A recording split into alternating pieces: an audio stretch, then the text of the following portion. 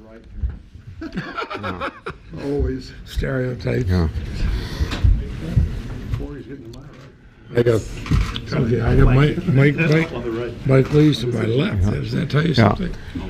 Welcome, everybody, to a bipartisan news conference. We're here today because a lot of hard work and a strong desire by those of us here to make the Senate work. This is truly a landmark piece of legislation. It's the biggest criminal justice reform in a generation. It's a product of a very thoughtful, bipartisan deliberation by the Congress. There are things in here that each of us like. There are items that each of us would rather do without. But this is how the process works here in the Congress. Very different perspectives coming together to support a bill that will make a big difference. So I would highlight just a few. First of all, we preserve Maine mandatory minimums, but we lower some and expand some of the enhanced minimums to make sure that violent and repeat drug offenders stay in prison and out of our communities. That will be a big help in cities across the country who face rising homicide rates from different offenders who have been released from prison. But for the first time, we're cutting back many of the most severe mandatory minimums so that they apply more fairly.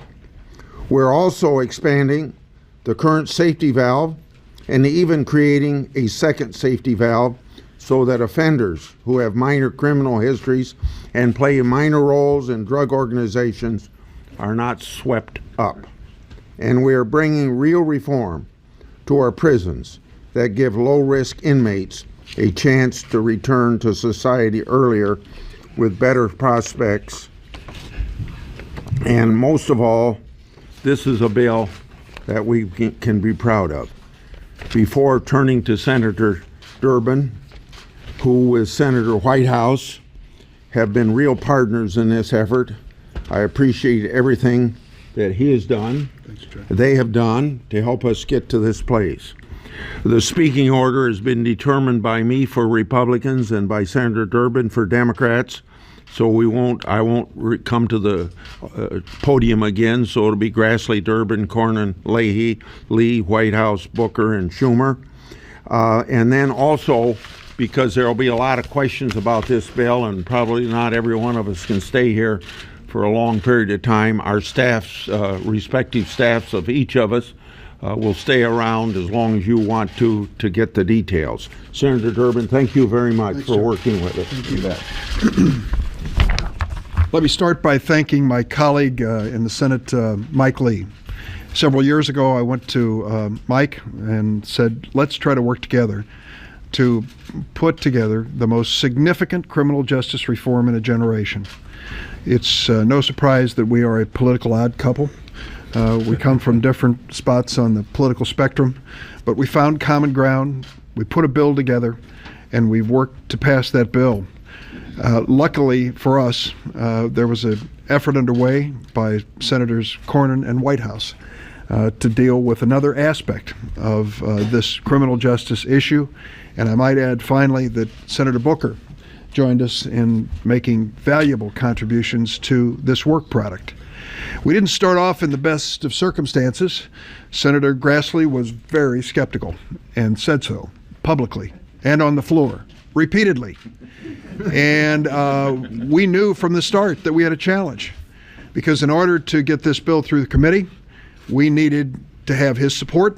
We needed the support of Patrick Leahy, our ranking Democrat on the Senate Judiciary Committee, Senator Schumer, and all the others who are gathered here. We sat down and we did something which we believe is fundamental to why we were elected to the Senate.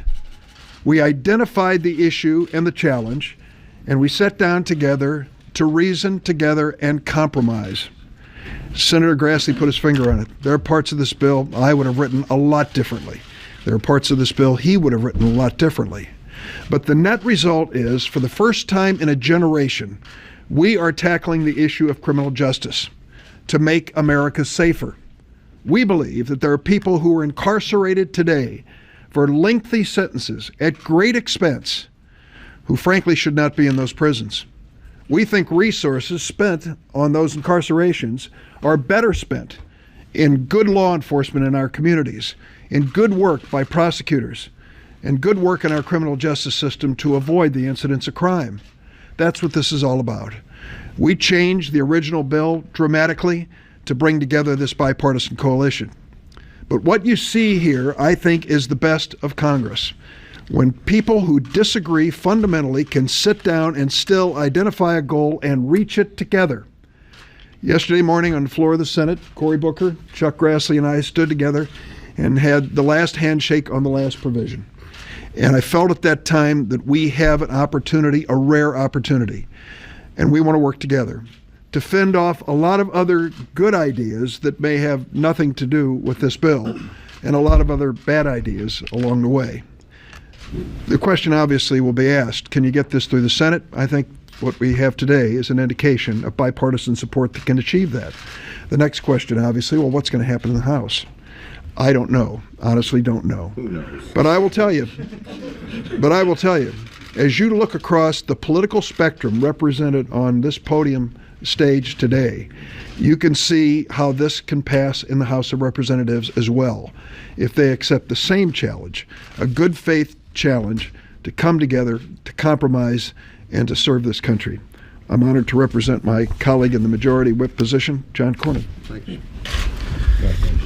Well, I'm proud to be here with this assembled group on a very important piece of legislation on a big day, and thanks to Chairman Grassley for your leadership. As you heard earlier, we could not do this without him, and I appreciate the willingness, his willingness to work with all of us. We all know that our country and our politics are probably more polarized than we've seen in a long time, and I think I just want to echo what Senator Grassley, Senator Durbin said. This is the way the system is supposed to work. People with different views come together, find common ground. Maybe you don't get everything you want. You won't get everything you want. And if your attitude is this, I get everything I want or nothing, you always end up with nothing. And that's the way this system was designed. But I particularly want to tell Senator Whitehouse how much I appreciate working with him on the Corrections Act. This is the prison reform part of this legislation. To my mind, this is the way that we ought to legislate at the federal level. That is, let the states experiment on best practices and come up with something that works. And in my state and other states, we've done that on prison reform starting in 2007. Texas has a reputation for being tough on crime, and it's well deserved. But we also learned it's important to be smart on crime, and so we have taken the model that was demonstrated in Texas and other states on how to incentivize low-risk and medium-risk offenders and give them the opportunity to earn less restrictive means of incarceration and hopefully better results on the back end when they get out and don't come back. Finally, let me just say one word as a former judge and attorney general on the mandatory minimums. I know that this is a sore spot for some people, but mandatory minimums were a response to another problem in our criminal justice system, and that is wildly disparate sentences for exactly the same offense. And so I'm glad we were able to preserve them for particularly things like gun crimes, but I think we've made a lot of good progress in that area as well. So thank you, Chairman Grassley, and thanks to all of my colleagues for your good work. Well, I'm delighted that we are here. There were days when I wondered if we ever would be, but because of the people here who worked extraordinarily hard, we are. Some of you have been in my office in the Russell Building. There's only one thing in my personal office that has my name on it. And it's a plaque that was on my door when I was a prosecutor. When I left that to go office to go in the Senate, the police presented it to me and put my shield, my badge, mounted on it. I look at that every day. And with all the different things I might have done in the Congress, I always go back to thinking about the criminal justice system.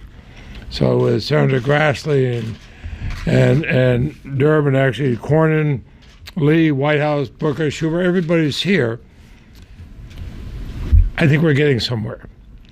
I believe we should no longer have mandatory minimum sentences, but I realize not everybody's willing to go there. That's why we are compromising.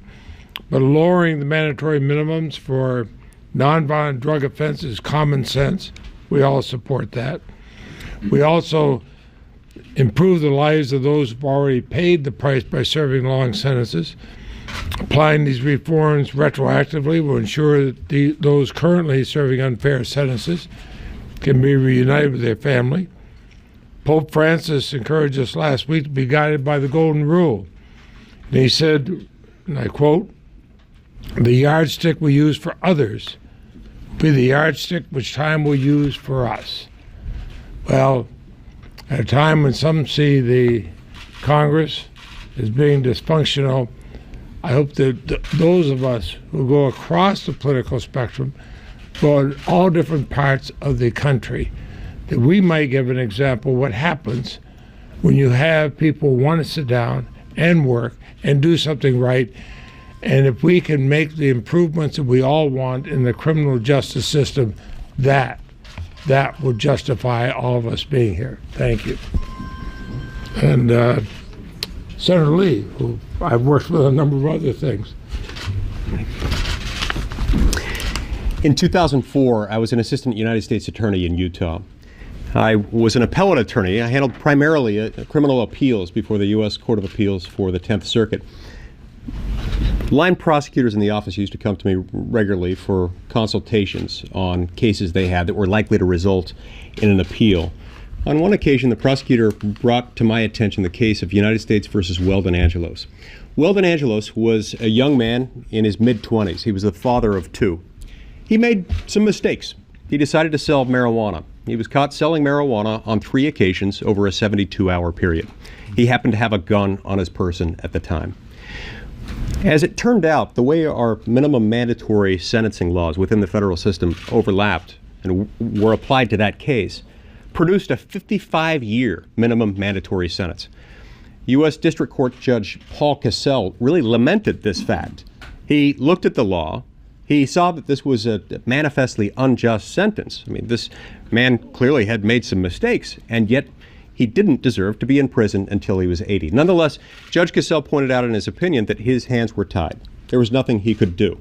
The only institution that could change this outcome, that could change this set of laws, was Congress. It's one of the reasons why when I got here, I realized this was something I wanted to work on. And it's why I'm proud to be part of this bill. We've seen the federal prison population explode since 1980. It's increased 800 or 900% since 1980. This reflects not a nearly tenfold increase in the crime rate over that 35-year period.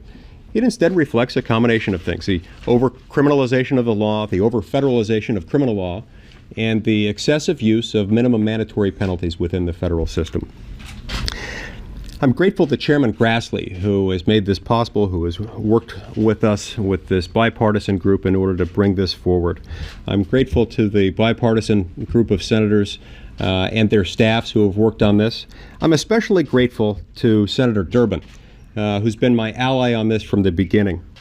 It was more than 2 years ago that he and I put together this bill, the Smarter Sentencing Act, which is an important component of the legislation that we're announcing today. Now, while this bill doesn't solve all the problems in our society, it doesn't solve all the problems in our criminal justice system, it goes a long way, and I'm proud to be a part of it. This is an example of one of the many areas in which we can legislate on issues that are neither Republican nor Democratic. They're neither liberal nor conservative. They're simply American. I'm proud to be a part of it, and I thank my co-sponsors. Senator Whitehouse. Thank you, Mike. Today is a great day for thank yous, and I want to start by thanking my staff, particularly Mike Fisher, who has been at this for 2 years now and shown a lot of persistence. But I particularly want to thank John Cornyn. John and I did the Corrections Act together. We felt we really had a lot of momentum when that bill came through the Judiciary Committee 15-2, and even the 2 were bipartisan. So, we felt really good about that. As that Congress ended, we had I guess I'd say a disagreement with Senator Durbin and Senator Lee about whether our bill should pass then, which we wanted, or whether we should hold on to that to help build a larger bill. And John has been extremely steady and patient and thoughtful through that whole process, and very helpful on the Republican leadership side. We teased each other that it was the little donkey bill that was just going to keep moving forward, and it was going to continue to work, and it has. So, John, thank you. Dick and Mike have been as good as their word. They said, look, we are going to work together to put together a bill that will pass. We're not just going to strand your bill, we are going to make this work. And they sat down and they did that. And as that happened, we began to get, I think, some real momentum in the negotiating process. He's not here today, but I want to particularly thank Lindsey Graham, who has been a very helpful behind-the-scenes force through all of these different steps. I want to thank our ranking member, Chairman Leahy, who has been a steady conscience on this issue even before we started negotiating. But more than anyone else, I want to thank Chairman Grassley, because we all remember he took a pretty strong position early on about where he feared that this was going. And when this group came together and was showing signs of real progress, as a chairman, he decided, you know what, I'm going to support this process. And had he not made that decision, we would never be here. This really came to life when he put his staff into that process and they really engaged. And the result of it is this really remarkable piece of legislation in which Dick and I and Cory and Chuck and Patrick have happy common cause with the chairman, with John, with Mike Lee, and with Tim Scott. You don't often see that. So I'm just grateful to have been a part of a very helpful process, and I turn it over now to Cory Booker. I stand here with more gratitude than you can imagine. At the end of this month, it'll be 2 years since I've been in the United States Senate. And it was last October, 2 years ago, October, that I was sworn in on after a special election by the vice president. And the very first conversations I had on the Senate floor about policy, moments after I got swore my oath, were about this issue of criminal justice reform. I have a level of gratitude towards the Republicans that are behind me, more than you know. Senator Grassley especially. As you notice, all the speakers here are on the Judiciary Committee. I am not. But Senator Grassley has engaged with me from the very first months I was in the Senate on this issue, and especially in recent months, has talked with me, sat with me, found common ground with me, and allowed me to be a part of what I think is one of the more significant pieces of legislation I've seen in the Senate in years. I want to thank especially Senator Cornyn for doing the same, for validating my concerns, for dealing with my abundance of passion on this issue at times, and allowing, again, me to have a meaningful part of this legislation today. And I want to really thank the common ground I found with all the people on the stage, but especially my chairman, my ranking member, Senator Leahy, who has just been a tremendous source of wisdom and strength, and especially Dick Durbin, who has dealt with me in ways that I would be embarrassed to confess, and really on some days I was very discouraged or disheartened about this place, told me this day would come if we stuck with it, and that's why I feel so good. Senator Schumer, the same. I just feel if it was appropriate, which I know it's not senatorial, I'd like to hug all the people behind me. I have to say that this bill is, for me, a moment where after decades of our country moving in the wrong direction, decades of seeing our federal prison population explode 800%, we have gotten our criminal justice system with this piece of legislation really moving in the right direction. This legislation represents a real step forward. It deals with a comprehensive level of reforms, from looking at sentencing, to thanks again to Cornyn and Whitehouse, dealing with important things happening when people are in prison, preparing people for them coming out of prison. It focuses in on our children who are too often forgotten in this discussions of criminal justice reform. It truly does bring to our American legal system justice, and it's making it more like an American justice system. We have a severe problem in our country. We are notable amongst humanity for being the most incarcerating nation on earth. It's a distinction no one should be proud of. We should not have 5% of the globe's population and about 25% of our prison population. The system is so broken that it is holding back our economy in ways people don't understand. If we hadn't had this explosion in incarceration during the years from the time I was in grade school to the Senate, we would actually have, according to one study, about a 20% lower poverty rate in our country. We are a nation now that has a criminal justice system that different people experience differently. The criminal justice system I knew growing up in a relatively affluent community in northern New Jersey, walking around the campus of Stanford University, is dramatically different than the justice system experienced by folks that live with me in Newark, New Jersey. And I'm frustrated that we live in a nation now that even though so much progress has been made on civil rights, that we now have more African Americans in the criminal justice system, probation, parole, in prison and jail than all the slaves since in 1850. And so today gives me hope. I return from the Senate every week and go back to Newark, New Jersey, an inner city that is similar to cities all across our country. The stories that we talk about and the people that will be affected are real to me because I see them every day I walk my streets. There are people that have been economically disempowered by the criminal justice system. There are people that have been separated from their families for unnecessary amounts of years. This bill will address much of that. This bill will make my neighborhood safer and stronger and better. It's a bill that delivers hope for many people around our country. If I had to give a final thank you, and again, an inappropriate desire to just hug them in gratitude, I just want to say there's a group of people that I didn't realize how important they were when I came to the United States Senate.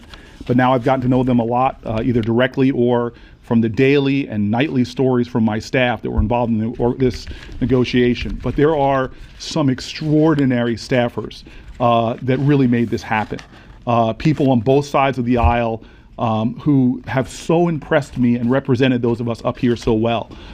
Let it be known that this is happening today because of young men and women who work long hours for little pay, who were able to make what I think is one of the more important days in the United States Senate happen. Thank you. Senator Scott. Thank you. Cory, I want to give you a hug, but it would probably not be good for your reelection, so I'll just give you a shake your hand.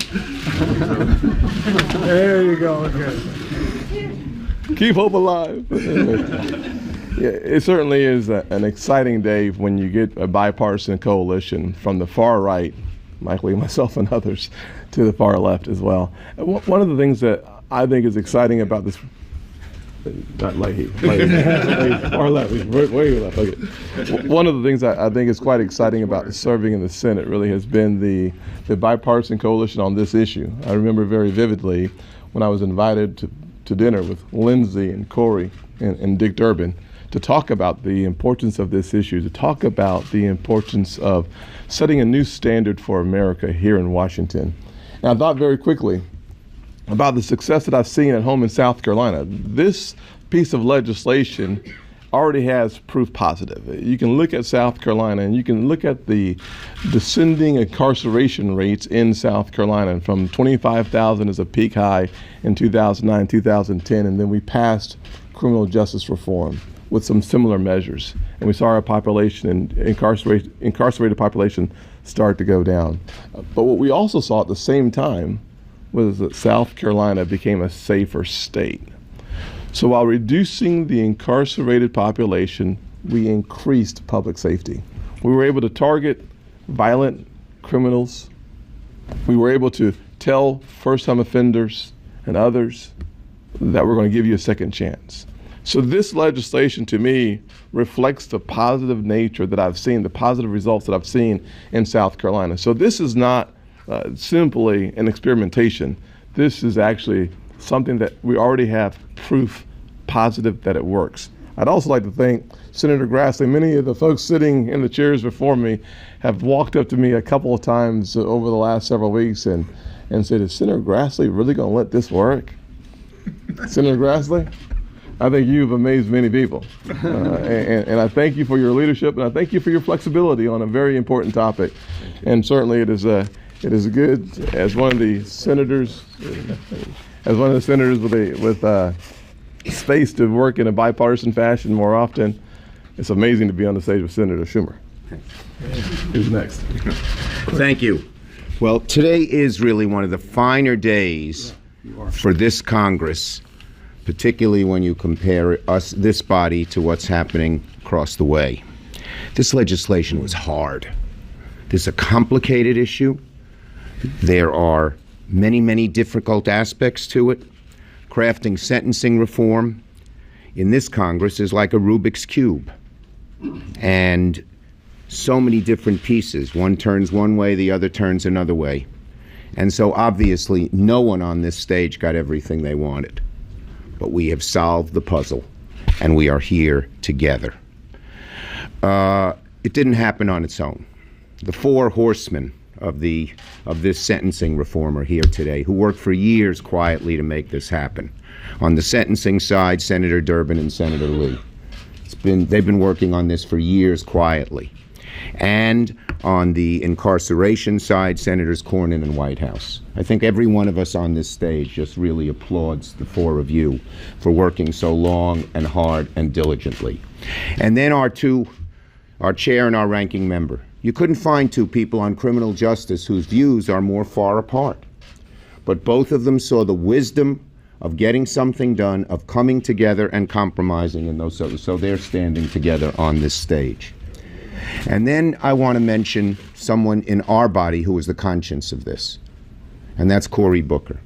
Time and time again, he got up in our caucus lunches and made heartfelt pleas that we should move forward on this, that moved everybody.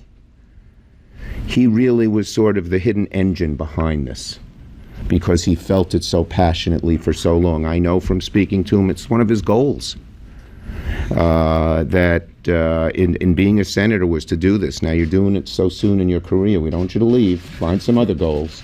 And I know that Senator Scott did the same thing on his side.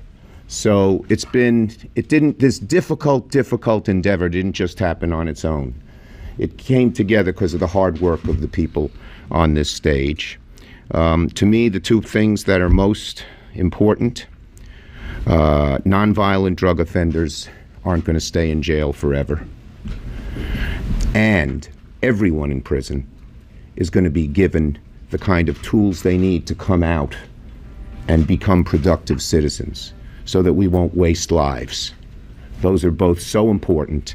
And if this legislation becomes law, which we hope it will, it'll make a huge difference in the lives of those who are imprisoned, in the lives of those who are convicted, in the lives of those who might have been victims of crime, and in the lives of all Americans.